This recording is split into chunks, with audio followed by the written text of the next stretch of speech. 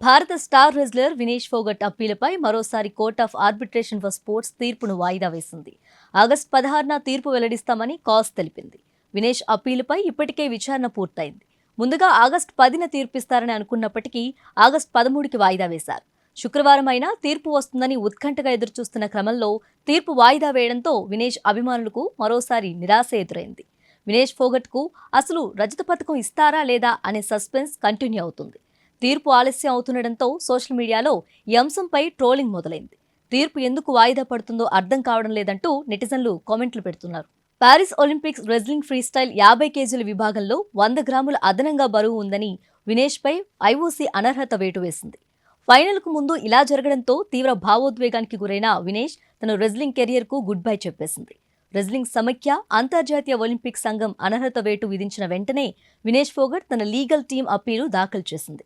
తనకు silver medal అయినా ఇవ్వాలని కోరింది. భారత సీనియర్ న్యాయవాది హరీష్ సాల్వే, విదుష్పత్ సింఘానియా వినేష్ తరపున తమ వాదనలు వినిపించారు. కీలక విషయాలను కాస్ ఎదుట ప్రస్తావించారు.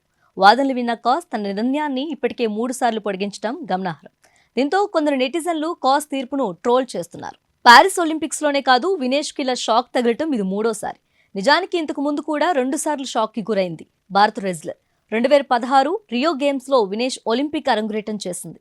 2016 రియో ఒలింపిక్స్ క్వార్టర్ ఫైనల్స్ లో మోకాలి గాయం కారణంగా మెడల్ చేజార్చుకుంది. దీని తర్వాత ఆమె 2020లో టోక్యో ఒలింపిక్స్ లో 53 కిలోల విభాగంలో క్వార్టర్ ఫైనల్లో ఓడిపోయింది. ఇప్పుడు 2024లో ఆమె అధిక బరువు కారణంగా పథకం వచ్చినట్లే వచ్చి దూరమైంది. ఇదిలా ఉంటే ప్రస్తుతం వినేష్ కు క్రీడా రంగంలోని పలువురు ప్రముఖులు మద్దతుగా నిలిచారు. వీరిలో జపాన్కు చెందిన Olympic champion wrestler Higuchi Rei, America wrestler Jordan, cricket god Sachin Tendulkar వంటి కొంతమంది దిగ్గజాలు ఆమెను సపోర్ట్ చేస్తున్నారు. మరి స్పోర్ట్స్ ఆర్బిట్రేషన్ ఎలాంటి నిర్ణయం తీసుకుంటుందో చూడాలి.